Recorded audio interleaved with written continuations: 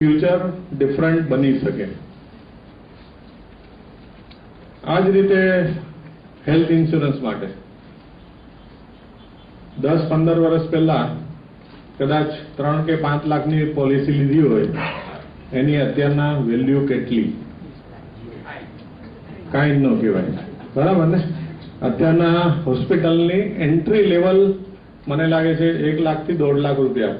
એટલે તમે ખાલી એન્ટ્રી મારો એટલે કે કાઉન્ટર ઉપર 1.5 લાખ રૂપિયા મૂકીને જાઓ પહેલા એન્ટ્રી માટે, પછી તો બાકીનું બધું પાછળથી આવે, રાઈટ ને? તો એક જનરલ ઉદાહરણ આપું।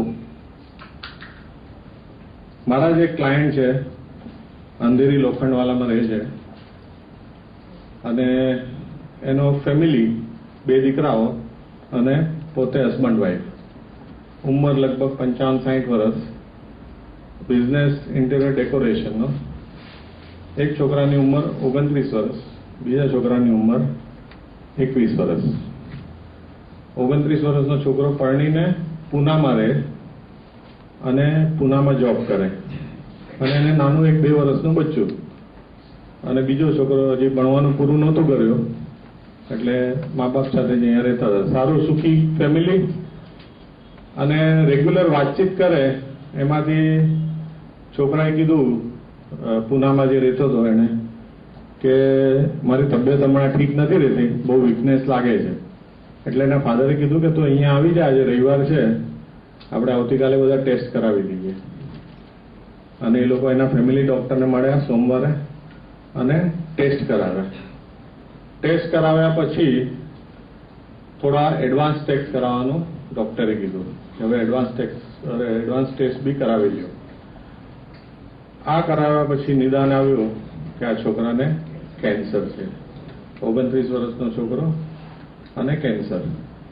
અંબાણીમાં એડમિટ કર્યો, લગભગ 5-1 મહિના એની કેમોથેરાપી, બાકીના મેડિકલ એક્સપેન્સીસ આ બધું મળી અને આ ભાઈએ જે બચાવ્યા હતા એની લાઈફમાં 50 થી 60 લાખ રૂપિયા, જે બેંકની ફિક્સ ડિપોઝિટમાં હતી, એની સામે લગભગ 50 લાખ રૂપિયા ખર્ચાઈ ગયા।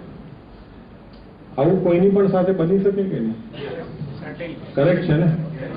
એટલે આની સામે એ છોકરાનો ખાલી 5 લાખનો ઇન્સ્યોરન્સ હોય તો કેમ ચાલે?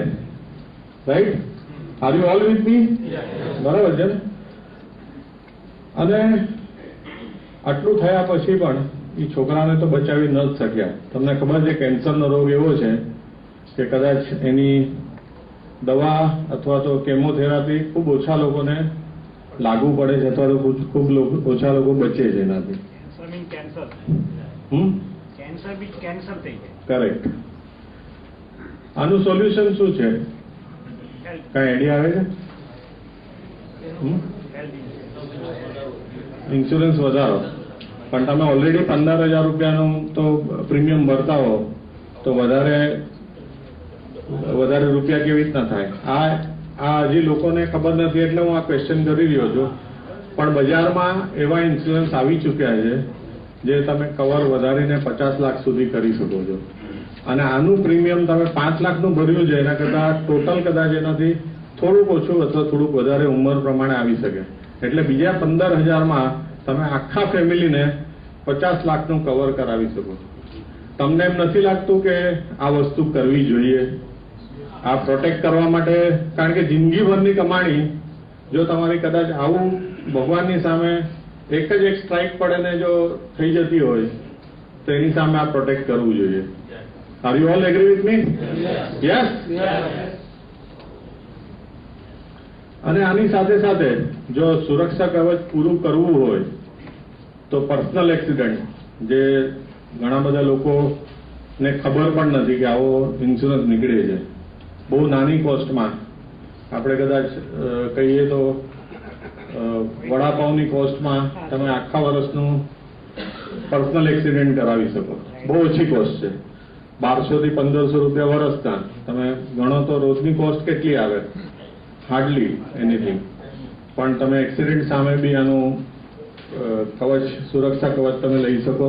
આ સાથે સાથે ક્રિટિકલ ઇલનેસ, જેમ મેં આ કીધા, કેન્સરનો રોગ, હાર્ટ એટેક, એવા ઘણા બધા રોગો છે જે તમારા જીવલેણ રોગો કહેવાય, જેનાથી લાઈફસ્ટાઈલ આખી બદલાઈ શકે. પેરાલિસિસ છે, તમે જીવો પણ તમારી લાઈફ વેજીટેબલ જેવી હોય.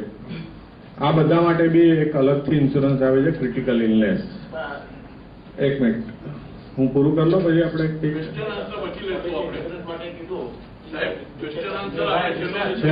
છેલ્લે આપણે રાખશું તો બેટર રહેશે, કારણ કે બધાને ડિસ્ટર્બ થશે.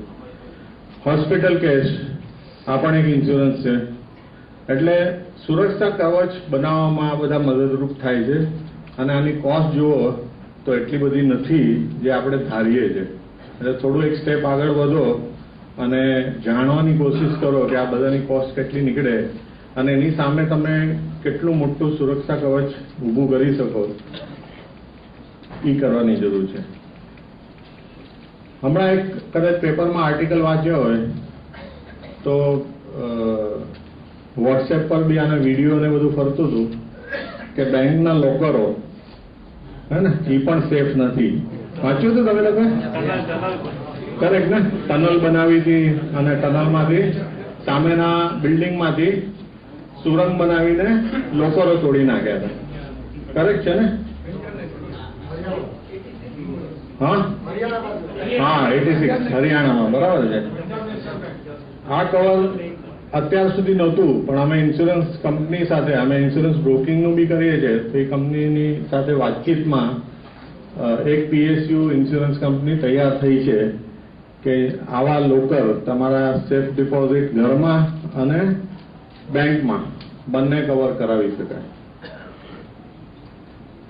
આ સિવાય ગાડીનું બિઝનેસ હોય તો professional indemnity, loss on profit, machinery breakdown, machinery હોય તો આ બધા બી તમે ઇન્સ્યોરન્સ કરાવી શકો. હમણાં એક પેપરમાં બીજો બી એક ઇન્ટરેસ્ટિંગ આર્ટિકલ તમે કદાચ વાંચ્યો હશે, ટાટા મેમોરિયલ હોસ્પિટલનો. વાંચ્યો તો કોઈ? નથી ધ્યાનમાં?